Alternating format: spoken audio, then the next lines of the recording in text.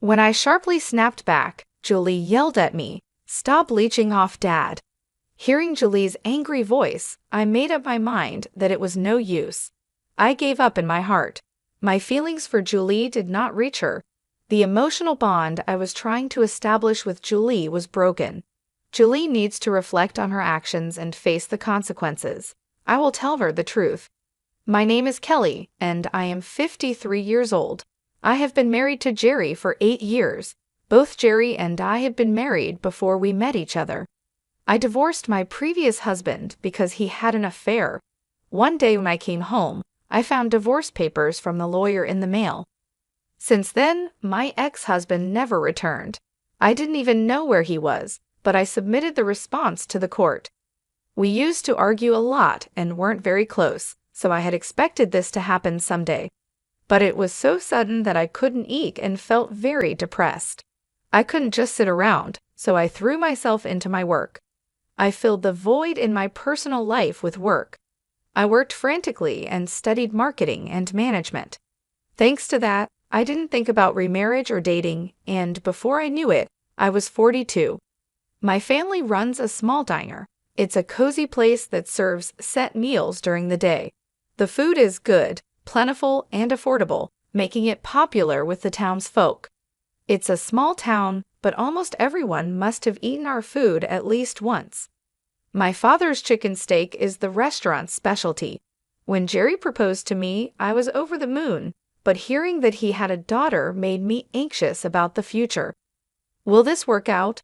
The thought of suddenly becoming the mother of an adult daughter was crushing. My happy feelings completely deflated.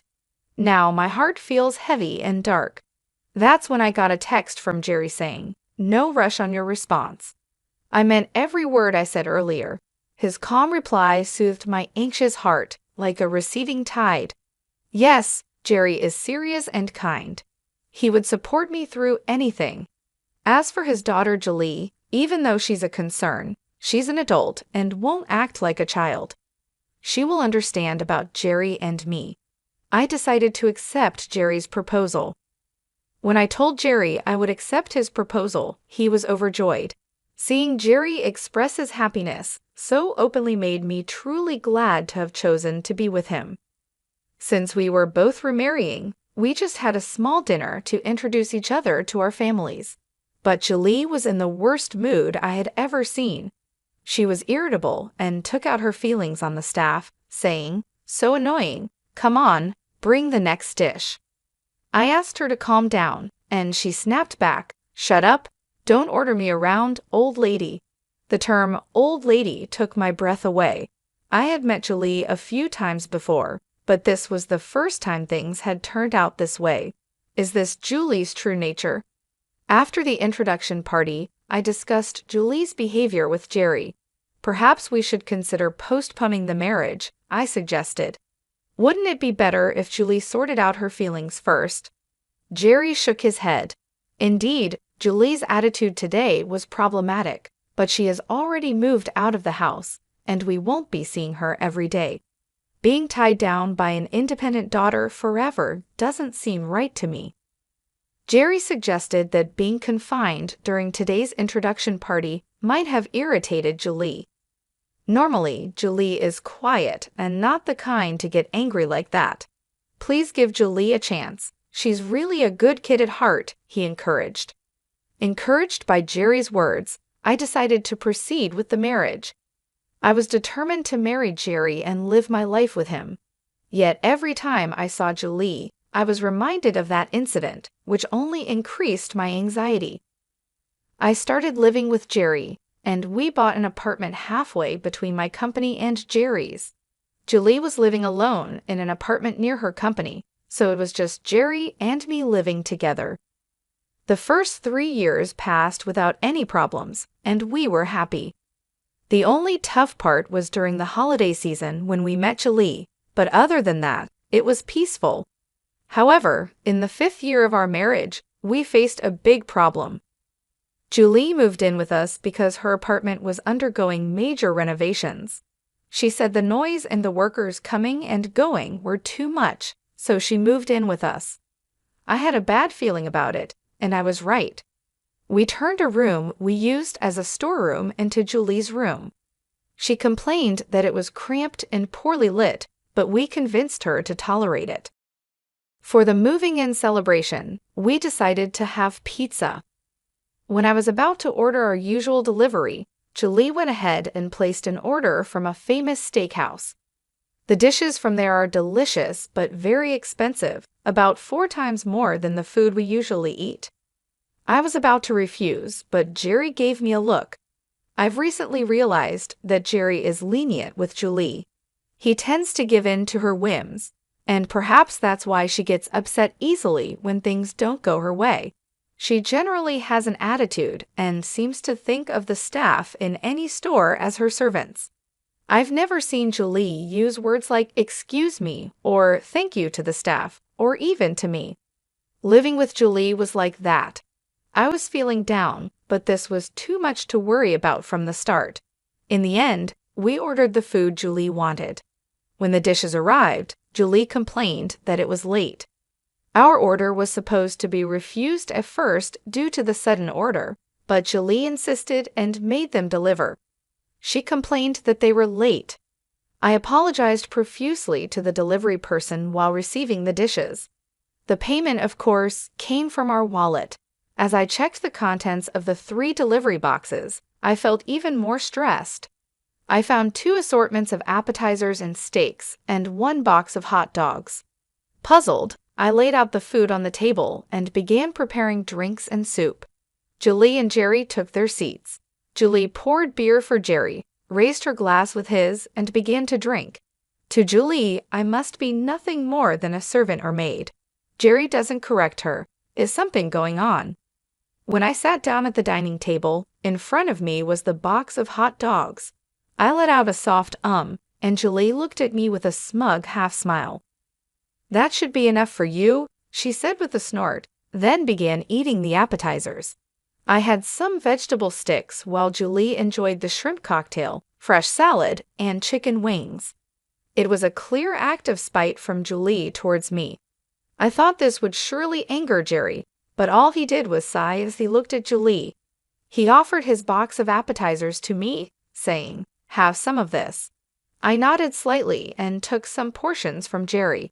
I was tempted to scold Julie but restrained myself, considering that a confrontation on the first day might complicate our future living together. Moreover, I felt like I had taken Jerry away from Julie. Living with Julie started in the worst possible way. Jerry doesn't talk much about Julie. Whenever I ask about her, he just says, "She's at a difficult age, please forgive her." While working, helping out at my parents' house, studying, and doing household chores, I was already swamped. Now I had to take care of Julie on top of everything. Julie is simply selfish. She does nothing around the house. It's hard to believe she lived alone before. Moreover, Julie's requests are incredibly bothersome. Even a single piece of clothing came with a litany of instructions. Which items required dry cleaning, which should be hand-washed, and which needed air drying. When it comes to food, she specifies supermarkets and even the origin of the products. I usually plan meals based on sales and featured items at the supermarket, but that's not possible when accommodating Julie's preferences. I found myself planning meals while also checking recipes on the internet. As a result, our household expenses have nearly doubled. Julie doesn't contribute financially to the household at all. Even when I talk to Jerry about it, he just says, "Please bear with it." Unwilling to stir up unnecessary conflict, I chose to tolerate the situation. I reluctantly decided to cut back on work. I was valued and had high expectations at my company, with even hints of a possible executive position in the future. But now, family comes first. I applied for reduced working hours at the company.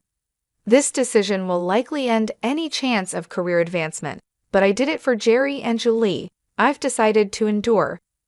While shopping for dinner at the supermarket after work, I received a call from my mother. She told me that my father had been hospitalized. "What? Dad's in the hospital," I said. After hanging up, I hurried to the hospital.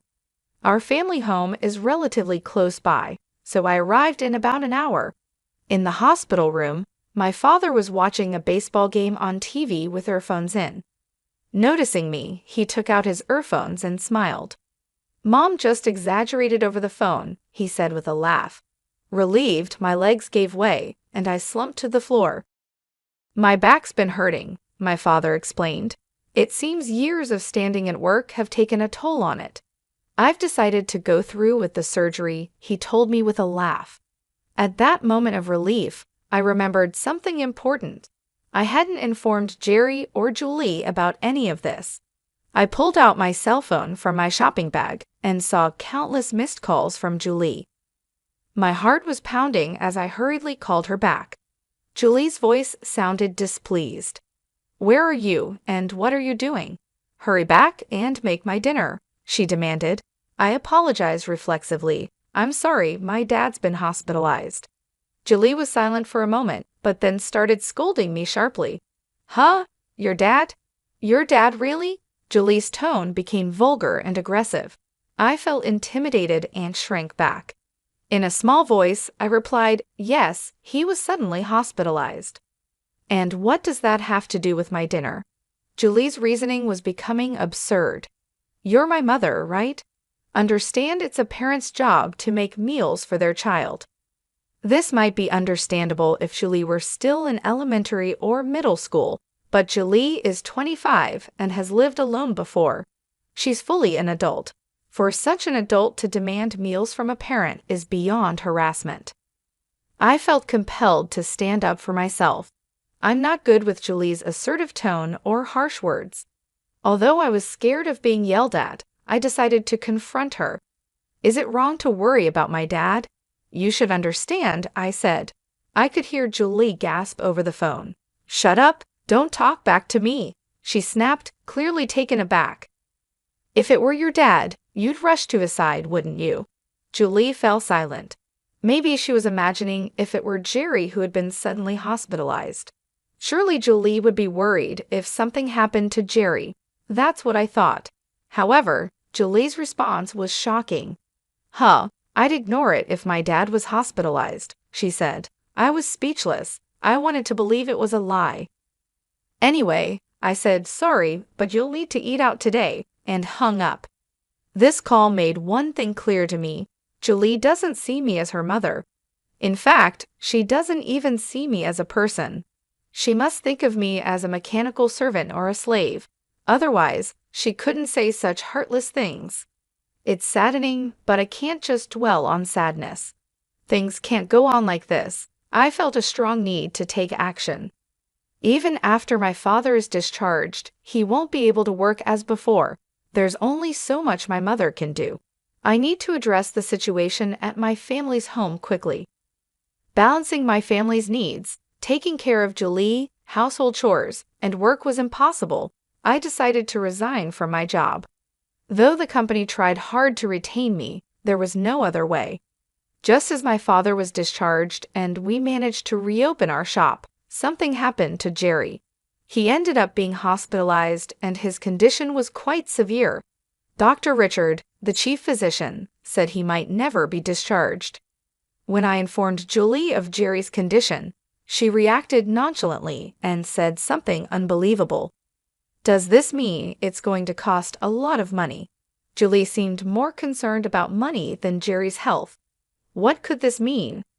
I couldn't understand her reasoning.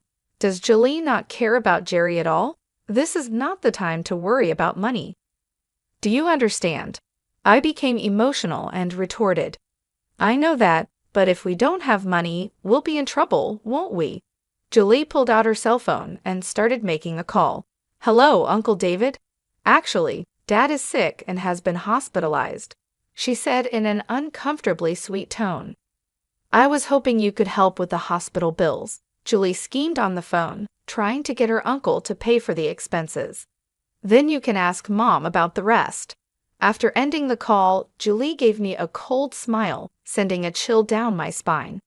"So you'll have to talk things over with Uncle David," she said, humming a tune as she went back to her room. I was still reeling from Jerry's hospitalization when Julie's actions left me stunned. After a while, I received a call from my brother-in-law. I explained Jerry's condition and the outlook for the future. I broke down crying midway, but managed to explain everything. I also assured him that I would take care of the hospital bills, so he shouldn't worry. After hanging up, I slapped my cheeks with both hands to psych myself up. I can't afford to mope around over this. But bad things continued to happen. After our marriage, Jerry was entrusted with managing his parents' company. However, the business began to struggle. The cost of raw materials had been rising for years, leading to higher purchase prices and reduced profits. The company was so strapped that it couldn't afford to pay employees' salaries. In the past, Jerry's family used to help my family's business, but now the roles were reversed, and my family was supporting Jerry's company. With the business in trouble, Jerry had cut his own salary, so I was paying for the hospital bills with my salary. Most of the insurance policies list the company as the beneficiary. Ironically, Jerry's insurance money gave the company a bit of a breather during these hard times. In such a difficult time, Julie lashed out at me. The reason was a photo on my phone of a dining scene at a restaurant. Don't mess around using other people's money for such luxury. Julie berated me with vulgar language and an aggressive tone. The photo was from a time I was asked to sample dishes at a restaurant I visited for work. A client took the photo and sent it to me, but unfortunately, it backfired. "You're using our money for stuff like this." Julie's words made me realize something. It seems she's under the impression that I'm living off Jerry's money. The reality is quite the opposite. Currently, I'm the one providing for most of our household expenses. I've repaid all the money. I borrowed from Jerry in the past with interest. Julie's anger didn't subside. It seemed futile to say anything at the moment. Julie's command, "Get out," compelled me to leave the house. I left a single piece of paper on the dining table and chose to spend the night at a hotel. It would be useless to explain anything to Julie. If I tried to explain, she might start depending on my money, and I wanted to avoid that. I resolved to stick to my plan and take appropriate action. I made a promise to myself. I went to visit Jerry's hospital room. I visit every day, but today felt special. Julie didn't come today either. Jerry gave me a sad smile, and his smile always reassured me. "I'm sorry for being so inadequate," I said. Jerry shook his head. "It's not that. It's my fault Julie turned out this way because of me." Jerry began to share something he hadn't told me about Julie before. Julie is not Jerry's biological child. His ex-wife had an affair, and Julie was the result. Jerry found out just before his ex-wife passed away. Hearing this, Jerry felt an indescribable anger. The person most at fault was lying in bed, soon to pass away, and he couldn't direct his anger anywhere. Julie wasn't to blame, and she still thinks of Jerry as her real father. His ex-wife passed away without revealing anything about the other man involved. Jerry was left with unresolved anger. He couldn't treat Julie the same way as before and ended up pushing her away. For Julie, her mother suddenly disappeared, and her father became distant. It's no surprise her personality became twisted. From that point on, Julie ceased to trust anyone, viewing Jerry solely as a financial resource. Since then, I've become nothing but an ATM to Julie, Jerry said with a sad smile. Julie's selfishness is excessive, and her disdain for others is over the top. Julie found out I wasn't her real father when she was in high school, Jerry said. She didn't seem that surprised. She must have had her suspicions, he added with a sarcastic smile. I explained to Jerry what I was about to do. Initially, he looked reluctant, his expression conveying a sense of skepticism, as if questioning, "Is all that really necessary? I've already looked into it. If I don't do it, things could get even worse," I told him. "If I don't, someone else surely will." Jerry closed his eyes, deep in thought. I decided to wait quietly. After a while, Jerry opened his eyes. "All right, I'll leave it to you." I held Jerry's hand. His hand felt bony and had become much smaller. I struggled to hold back my tears, forcing a smile. I left the hospital room and stepped into the corridor where I saw Dr. Richard. I handed him a scientific magazine showcasing the latest medical technologies. "Please help my husband," I said to him and left the hospital. Now it was just a matter of taking action. To psych myself up, I slapped both of my cheeks sharply with my hands. This always helped me focus. After spending a night at a hotel, I checked my cell phone for messages and returned home before noon the next day. I could hear the sound of the TV and Julie's laughter coming from the living room. Julie was watching TV and laughing heartily. It was a rare sight. She's usually in a foul mood, but today she seemed happy. Looking around, I noticed that several things were missing. The photos of Jerry and me, souvenirs from our trips, and other decorative items were gone. Some things are missing, I said to myself, prompting a reaction from Julie. "Oh, I threw them out your stuff," she said. Shocked, I entered the bedroom. The room was empty. No computer, no TV, no stereo, even the bed and furniture were gone. The closet was empty too. I returned to the living room and confronted Julie. "What's the meaning of this?" I demanded. Julie looked at me with disdain while lying on the sofa. "They were needless, so I disposed of them," she said. I put my hands on my hips, visibly angry. "Needless? What are you going to do?" When I raised my voice, Julie made a face of disgust, averted her gaze, and sighed dramatically. "I'm tired of living with you," she said. Julie's words were outrageous. "What do you mean by that?" "This home belongs to Jerry and me," I retorted sharply. Julie's face turned sour. "Stop leeching off Dad," she said. "Leeching? What could she possibly mean by that?" Julie suddenly brought up something unexpected. Come to think of it, she had mentioned our money before. Could Julie be under some grand misunderstanding? As I stood there unable to respond, Julie's irritation grew. "Do I have to spell it out for you? I'm saying stop depending on Dad's money," she said. Julie and I never got along well, but I had always tried to be considerate towards her. I complied with all of Julie's requests, even those that felt like harassment, because I wanted to get along with her. As the second wife, I've always strived to be kind and loving. Feeling somewhat guilty, I still received such treatment in return. I wasn't leeching off anyone. I was just trying to do everything for Julie. I wanted to tell her this, but the words wouldn't come. While I struggled to speak, Julie added insult to injury. "Dad's not coming back anyway, so there's no reason for you to be here." "That's not true," I replied. Julie raised her voice. "Shut up. I don't want to hear your excuses." Hearing her hysterical voice, I made up my mind. It was no use. I realized I gave up in my heart. My feelings for Julie did not reach her. The emotional bond I was trying to build with her was broken. I felt my feelings for Julie fading. Just a moment ago, I thought of us as family, but now we're complete strangers.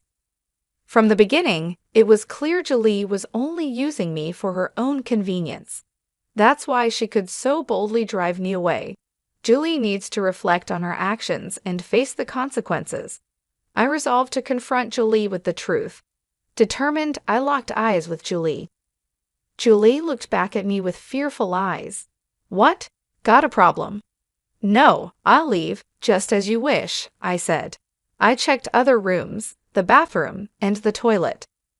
"Don't bother looking. Everything's gone." "I had it picked up by a collection service," Julie said. I picked up a flyer from the living room. "That's the place I asked them," she added. The flyer was just there conveniently. This was something I had left in the living room. I almost let out a laugh at Julie's shallowness. Forcing a stern face, I glared at Julie. "I hope you come to realize the gravity of your actions." With those parting words, I immediately left the house. As soon as I stepped out of the apartment, I contacted the waste collection service that had emailed me in the morning. The collection service had kept my belongings in storage. Not only did they store them, but they also moved them into the storage unit I had rented. I thanked them politely over the phone before hanging up. I intentionally left that flyer on the living room table. I thought Julie might just do something like that, given her personality. Seeking out a collection agency would have likely been too bothersome for her. I figured that if a flyer for a junk removal service was readily available on the table, Julie might be inclined to call the listed number. I was willing to forgive her if she didn't go that far, but Julie went through with it. My patience finally ran out. I went to the hospital to see Jerry. It seemed Jerry was getting some explanation from Dr. Richard when I entered the room. Dr. Richard left as I walked in. Jerry's face was unusually happy. It was a shame I had to bring up such a topic when he was in a good mood. Reluctantly, I shared the earlier incident with Jerry. His face immediately clouded over. "But it can't be helped, right?" I said, gently holding Jerry's thin hand. "Thank you for understanding," Jerry replied. In fact, I had already decided where I was moving to. Anticipating this situation, I had prepared a new place. Even if I wasn't kicked out, there was a chance I would leave on my own. Either way, I needed a new place. I planned to move and start a new life with a fresh mindset. It's just that things are happening a bit sooner than planned. Jerry smiled gently, comforting me. To be honest, being kicked out by Julie didn't really put me in a bind. It just moved my plans up by a couple of weeks. But now I'd have to live in a hotel for 3 weeks. Maybe it's my frugality that makes me think it's a waste. Regardless, I resolved in my heart to be prepared for whatever Julie might do next. I started taking the actions I had prepared for in advance. Once the move was successfully completed and I had settled down, Julie called me. As soon as I answered, Julie's loud voice filled my ear. "You took our money, didn't you?" she accused. I played dumb and asked, "What are you talking about?" My feigned ignorance seemed to infuriate Julie further. "Don't play dumb. It's about Dad's hospital bills. The hospital just called saying they need to be paid." I was expecting this call around now. "Oh, that," I replied in a deliberately relaxed tone. I purposely hesitated and sighed. "You should pay it. It's not my concern anymore. You have the living expenses that Dad transferred, right? Just pay it out of that." "That's true, but I don't have the bank book or ATM card for that account," Julie said. Julie should have the insurance documents and bank books, but the account balance is almost empty. "The balance is gone. You must have taken it," she accused desperately. The more heated Julie became, the more calmly I behaved. "I didn't take it," I said. I said with a composed face, "Don't lie. Who else could have used it?" I struggled to suppress my laughter. Ever since Jerry's salary significantly decreased, there has hardly been any money in that account. A simple bank statement update would reveal this, but Julie probably hadn't done that. There was just very little money to begin with. Even with this explanation, Julie wasn't satisfied. "If you can't pay the hospital bills, you should just use your own salary," I suggested. Julie remained silent. Given Julie's spendthrift nature, it's unlikely she has any savings. She tends to spend her salary as soon as she gets it. I knew how much Julie earned because Jerry had previously informed me about her earnings. Moreover, Jerry even used to give Julie an allowance. "You're old enough to have some savings, aren't you?" I said. I could almost hear Julie grinding her teeth. After a long silence, so long I thought the call had dropped, Julie suddenly raised her voice. "What's wrong with me spending the money I earned?" Julie continued to rant. "You're the one who spent all the money Dad gave us, aren't you?" I could hear Julie's heavy breathing. The farce was over, so I got to the heart of the matter. "If it's not savings, then use the money you acquired dishonestly," I said. I heard a thud. It seemed Julie dropped her cell phone, probably too shocked to keep a grip on it. "How did you know about that?" Julie didn't deny it. She had just admitted to the wrongdoing. There was no escaping it now. "We will discuss the details when we meet," I told Julie and hung up. I had sent the meeting place via email. I also attached the audio file of Julie saying, "How did you know about that?" to the email. I had recorded the conversation with Julie. It's always wise to have evidence on hand. I had arranged a meeting with Julie, and all that was left was to present my evidence. The next day, Julie showed up at the agreed meeting place. It was the entrance to the apartment building where I lived. I called out to Julie. Julie looked up, surprised. Here? Yes, I sent you the address, didn't I? Julie craned her neck to look up. You live in this tower? She asked, staring at the tallest and most expensive apartment building in the area. An Italian sports car was even parked at the entrance. This place is worth over $1 million, isn't it? Julie muttered. I led the astonished Julie to my apartment, which is close to the top floor. Even with the high-speed elevator, it takes a while to reach the top. During the ride, Julie was nervously biting her nails and trembling, clearly sensing something bad was about to happen. Upon arriving, I unlocked the door with my cell phone, which also serves as a key. Julie looked at me with a surprised expression. I entered the room without minding her reaction. The living room offers a panoramic view. The apartment we used to live in looks tiny from up here. The living room is spacious with a generous layout, and the kitchen is large. I had Julie sit on the sofa. She was clutching her bag tightly, clearly tense. I made some coffee and handed it to her. Julie took the cup with a rattling sound, trying not to drop it. It's too spacious. It's unsettling, I said mockingly, smiling at Julie. She remained silent. I've been preparing to live here for a while, I continued. Julie must have thought of me as a parasite living off Jerry. No wonder she was shocked. Shall we start the discussion then? This is Scott, my lawyer. I introduced Scott, who was waiting in the back, to Julie. She seemed too overwhelmed to even notice Scott. Her gaze was unsettled, darting around nervously. Ignoring Julie's state, Scott began laying out documents on the table. Julie barely responded to my attempts to engage her in conversation, distracted by the room. Just when I thought we couldn't have a proper discussion, Julie mumbled, "How could you afford such a penthouse?" Figuring she was curious, I answered, "Julie, I just bought it the regular way." "Don't lie. How could you afford it?" she asked. I had the income to afford it. As my family's small restaurant began to recover, I not only advised, but also got actively involved in its management. The business flourished in an exciting way, and I quit my corporate job as I got busier. Julie likely assumed I had become merely a housewife after leaving my job. We turned the small restaurant into a corporation, and I became an executive. The business was doing well, expanding into multiple outlets like a specialty grilled chicken restaurant and a fine dining place.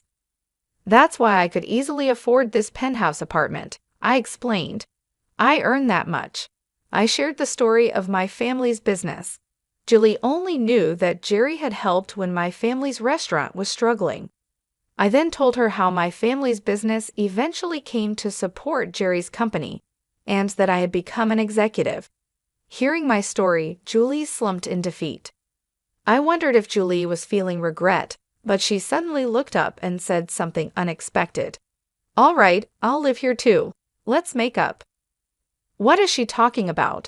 I thought, but I just silently stared at Julie. "There's enough space here for my room too, right?" she asked. I glared at Julie with a cold look. "Save your dreaming for when you're actually asleep." She was completely unfazed by my sarcasm. "I'm serious," she said. That's when Scott cleared his throat. He probably couldn't bear to go along with Julie's absurd statements any longer. Scott handed Julie a bill. Looking at the bill, Julie's face turned pale, her hands trembled, and sweat formed on her forehead. "This is a fraudulent bill. It's a phantom charge," Scott stated. After graduating from college, Julie had worked at Jerry's company. However, she conspired with a client company to make unjust charges to the company. The illicit gains were shared with the accomplice from the client company. To set Julie up, I had hired a detective and conducted a thorough investigation. An individual from the client company who conspired with Julie leaked information to Scott. I immediately consulted with my in-laws, who had stepped down from the presidency to become chairpersons, about the matter. They were furious and promised appropriate punishment. Embezzlement on the job is quite the crime indeed, Scott added. If convicted of fraud, you could face up to 11 years in prison, not to mention civil damages. Wait a minute, there must be some mistake. Julie desperately tried to deny it. However, the evidence was complete, and the accomplice had confessed. Admit it. The charges against you are only getting heavier, Scott said. Just as I thought, Julie was gripping the bill tightly enough to tear it. She suddenly stood up. I'm sorry, Julie apologized. Sorry doesn't cut it, I spoke in a flat, emotionless voice. Especially since you've done it habitually, it's deemed extremely malicious. Julie collapsed to the floor and began to apologize. Please forgive me, Julie sobbed. No chance, I replied coldly. Her face became a mess of tears, and her usually perfect makeup was completely ruined. If things continue this way, losing your job will be the least of your worries. You might even get arrested. Julie's apologies wouldn't earn her forgiveness. Her tears and runny nose left dark stains on the carpet. Please forgive me. Just staying silent about it is enough, she pleaded. I turned my back on Julie, who kept apologizing.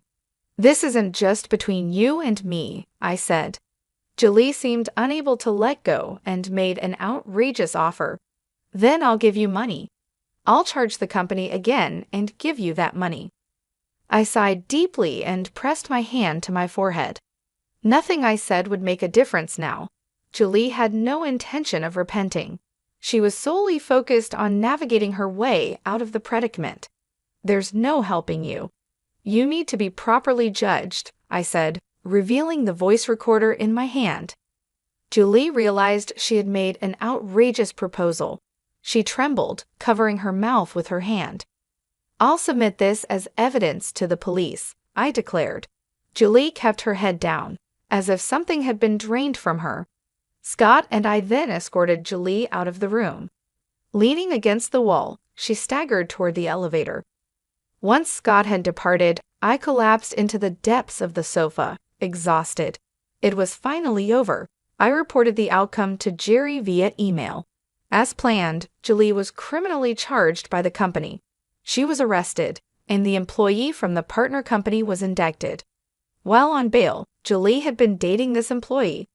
Whether Julie really had romantic feelings is unclear. It's highly possible she pretended to like him just to use him. Julie is now detained in a holding cell awaiting trial. She also faces a lawsuit for damages from the company. Julie was disliked at the company, and perhaps this was a form of retribution. Being the president's daughter, she was exceedingly unpopular among the employees. She also had a haughty attitude toward clients, which negatively impacted performance. Not only was her attitude presumptuous, but Julie also made many mistakes. There were numerous complaints, but no one dared to criticize her because she was the president's daughter. This is what I heard from Jerry. Jerry is still hospitalized, focusing on his treatment. He entrusted the presidency to Gary, his reliable executive vice president. This decision had been made quite a while ago. With Julie gone, the transition proceeded smoothly. Jerry is fighting his illness despite the challenges in getting discharged. A pioneering treatment available in France offered new hope. Holding the published scientific journal, Dr. Richard and I had many discussions. Dr. Richard understood and agreed, and Jerry will soon go to France for treatment. Of course, it's private healthcare not covered by insurance.